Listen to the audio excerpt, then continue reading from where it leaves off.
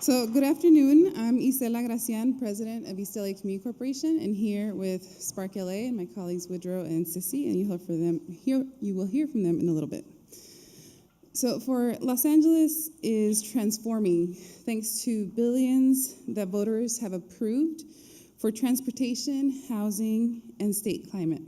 And like our peers, we're feeling the pressures of the housing crisis, low wages, and displacement.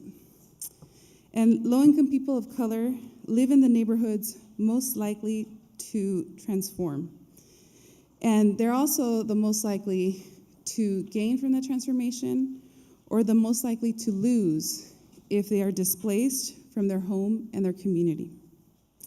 ACT LA and LA Thrives, we joined forces to form SPARCC LA to ensure our communities are part of the movement for change that uplifts Angelenos. In Boyle Heights, a predominantly Latino migrant neighborhood east of downtown, where we, ELAC, base our work, you can walk down just about any street and be able to take in the murals, the roaming musicians, enjoy the cuisine, and exchange a buenos dias with someone you're passing down on the sidewalk. And the thought of losing all of this is painful for all of the residents we work with.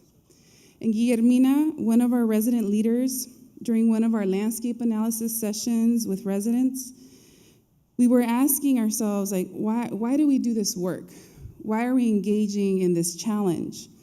And she put it very nicely. We do it for the people, because our neighborhood's greatest treasure is its people. And we were looking at the different points of intervention that would serve the greatest amount of people, and we landed on land use planning and development along transit.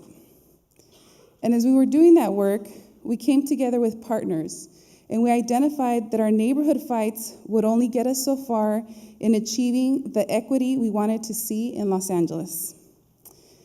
And I know that Los Angeles for some can feel overwhelming, so many unique neighborhoods, 88 cities, various jurisdictions. However, what ties our work together is simple. It comes to our people. It's our drive to achieve equity for the most vulnerable of our neighbors, friends, and family. At a neighborhood level, we reach thousands. At a city level, tens of thousands. And at a regional level, hundreds of thousands. And SPARCC LA scales up our impact to create a new playing field where Angelenos can thrive. And I'll pass it to Woodrow Curry from Uplift Inglewood, and he'll share about a literal playing field that's being planned in his neighborhood and how residents are coming together for accountable, community-driven development.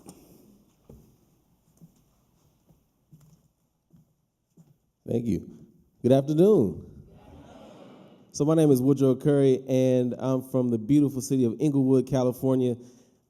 I am also I'm an organizer, but I'm also what some might call a millennial. So please allow me to take just one quick second and take a selfie with you all beautiful people in this room real quick. If you all can give me a thumbs up or a wave, say, "We all thrive" on 3. 1, 2, 3. All right. Thank you. You know, we do love to take selfies, us millennials. All right. So I am Woodrow Curry III, and like I said, I'm an organizer. I'm also a resident of the city of Inglewood and a co-founder and lead organizer with Uplift Inglewood, a grassroots coalition of activists in the city. As you fly into LAX, how many have flown into LAX? Okay, yeah, good. As you fly into LAX, Inglewood is the last city you'll see as you look out the window before you land. As you move westward, Inglewood is the last working class city of color you'll see before reaching beach cities like Redondo, Hermosa, and Manhattan Beach. Now, I live near the intersection of Prairie Avenue and Manchester Boulevard, right near what was once called the Great Western Forum. Now, that's 3/4 of a mile from the new La Brea and Florence Metro Station and steps from the site of the new LA Rams and Chargers Stadium. Within the first 6 months after the stadium's announcement, rents in my building increased twice. after 5 years with no rent increases and no capital improvements to the property. Due to the Crenshaw Metro line and the Rams and Chargers Stadium, which is not just a stadium, folks, it actually includes 2,500 market rate luxury housing units, 8.5 million square feet of office and retail space, a lake, a multiplex theater, a luxury hotel. All of that coupled with the fact that we don't have any tenant protections or access to affordable housing. The threat of gentrification in Inglewood is real. As for myself, like I said, I'm an organizer. After winning campaigns and building power amongst workers and their families, as a labor organizer across the state of California, I shifted my focus on my own community, identifying ways to build grassroots power closer to home. After rents in our building increased, my wife Simone and I began to talk to other residents and organize what is now called Uplift Inglewood. Our purpose is to strengthen Inglewood residents' political power through education, advocacy, and direct organizing. Our demands are people and community-centered, affirming the right to truly affordable housing and safe, thriving neighborhoods. We organize for sustainable community investment while standing against mass evictions, displacement, and the effects of gentrification. Through Uplift Inglewood, we are combating the effects of gentrification and displacement while building a vision for Inglewood. And that includes uplifting the most vulnerable of our city. Thanks to LA Thrives and SPARCC LA, we are now connected with other organizations across the LA region, which has helped us to broaden our scope, the scope of our work. And together we recognize that displacement is a disjustice. I'll say it again. Displacement is a disjustice. And now we can hop on that Crenshaw line and head on over to Chinatown. I'd like to introduce Sissy Trin, a member of the Southeast Asian Community Alliance.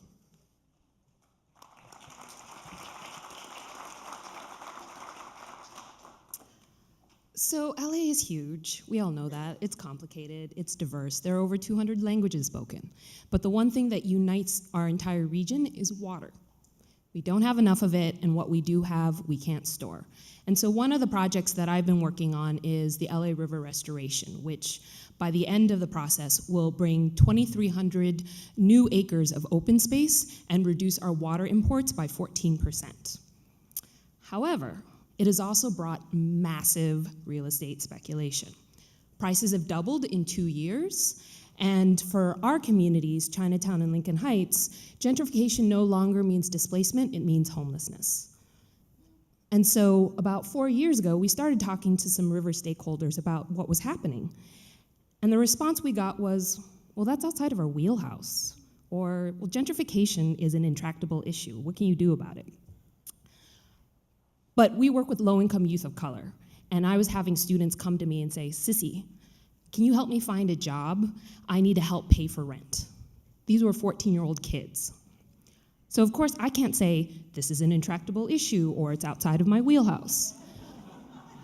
So we started learning about land use. We surveyed our communities, talked to our neighbors, and then in this photo here, our high school students, they were about 16 at the time, are teaching each other about floor area ratios and density bonuses, because they needed to understand the impacts of what development means, right? The good and the bad, and where can we minimize the bad and maximize the good. And of course, we built all kinds of coalitions because there's no real grassroots organizing in our neighborhoods. And so we talked to anybody who was willing to listen. And so one day, I met our fairy godmother. Her name is Amy Lethbridge, and she is the deputy director of the Santa Monica Mountains Conservancy. They are a public agency that holds about 70,000 acres of open space in LA and Ventura County. And the last 15 years, they've been building a lot of parks in low-income communities of color, utilizing a park equity framework.